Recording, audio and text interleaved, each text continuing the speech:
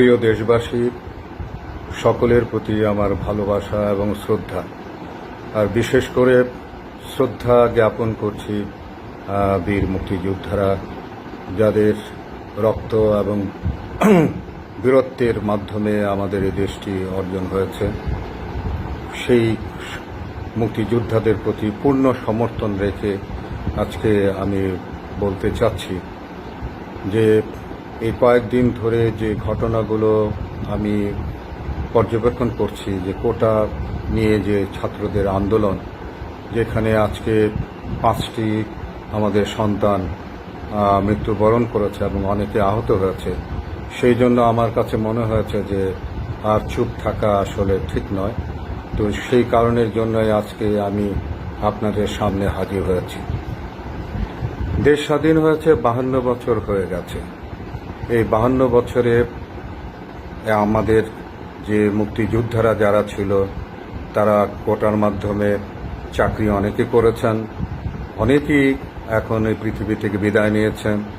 এমনকি তাদের সন্তানরা যারা ছিল, আমি মনে করি তাদেরও প্রায় বেশিরভাগই কিন্তু এই কোটার মাধ্যমে সুযোগ সুবিধা ভোগ করেছেন। এখন যারা আছে মূলত তারা হলো মুক্তিযুদ্ধের প্রজন্মর বিষয়টি। আমি বলতে চাই যে এই মুক্তিযুদ্ধের প্রজন্মের জন্য এখন এই কোটা, এই 52 বছর স্বাধীনতার পর আমার মনে হয় যে এটি যৌক্তিক নয়। তার কারণ হলো গিয়ে যে আমরা এরই মধ্যে কিন্তু আমরা অনেক মেধাবী সন্তানদেরকে আমরা হারিয়েছি, কিন্তু যারা এই দেশের সুযোগ না পেয়ে বিদেশে চলে গেছে এবং বিদেশে গিয়ে সে সমস্ত দেশের উন্নয়নে কিন্তু তাদের মেধাকে কাজে লাগিয়েছে। আমরা কিন্তু যাই হোক, শুরুর দিকে মুক্তিযোদ্ধাদের প্রতি সম্মান প্রদর্শন করে আমরা যে কাজটি করেছি সেটি ঠিক আছে, কিন্তু এখন এই প্রজন্মর জায়গাটা এসে যদি তাদের জন্য কিছু করতে হয়, তাহলে আমি সরকারকে বলবো যে তাদের আর্থিকভাবে কিংবা অন্যভাবে তাদের সুযোগ সুবিধা দেওয়া হোক।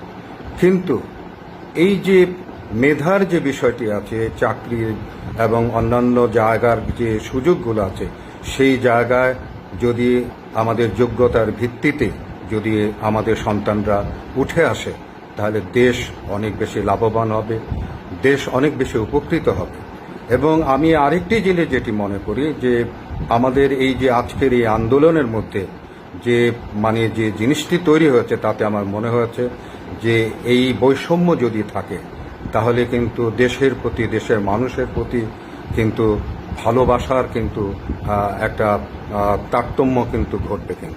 তো কাজে আমাদের এই প্রজন্মকে সত্যিকার অর্থে দেশপ্রেমিক বানাতে গেলে এবং দেশপ্রেম, দেশের মানুষের প্রতি প্রেম যদি এবং দেশের উন্নয়নের কাজে যদি লাগাতে হয়, তাহলে আমি মনে করি যে আমাদের সন্তানরা যে কোটা বৈষম্যের যে আন্দোলনটি করছে সেইটি যৌক্তিক আমি মনে করি, এবং যৌক্তিক মনে করে আজকে আমি কথাগুলো বলছি যে আমাদের এই সন্তানদের এই দাবিটা মেনে নেওয়া হোক, আর যেন কোনো জীবন এই আন্দোলনের জন্য চলে না যায়, আর কারো মায়ের বুক যেন খালি না হয়, আর কেউ যেন আহত না হয়, এবং এই রাস্তার মধ্যে আমাদের সন্তানরা এইভাবে আন্দোলন করুক, এইটিও আমি আসলে চাই না। আমি সরকারের কাছে অনুরোধ করব, আপনারা এই দাবিটুকু মেনে নেন, এটি দেশের জন্য উপকৃত হবে। কারণ এই যে বৈষম্যের যে বিষয়টি, দেশপ্রেমের মধ্যে এইটি কিন্তু দূর হবে, এবং যোগ্যতার ভিত্তিতে সকল সুযোগ সুবিধা যদি আমাদের সন্তানরা ভোগ করে, তাহলে আমরা যোগ্য মানুষগুলো পাবো, যোগ্যতার জায়গার মধ্যে তাদের যে উপকার করার যে বিষয়টি, সেইটি আমরা দেশবাসী এবং দেশ উপকৃত হবে। আমি আশা করি সরকার জিনিসগুলো বুঝবেন, দেশবাসী আপনারাও বুঝবেন, এবং আমি বিশ্বাস করি যে আর যেন কোনো জীবন কোটা আন্দোলনের জন্য এরকমভাবে কোনো মায়ের বুক যেন খালি না হয়। আপনারা সকলে মিলে দেশকে, দেশের উন্নয়নের জন্য, দেশের ভালোর জন্য, দেশের ভালোবাসার জন্য, দেশের জনগণের জন্য এই কোটা আন্দোলনটি মেনে নেন। আসসালামু আলাইকুম।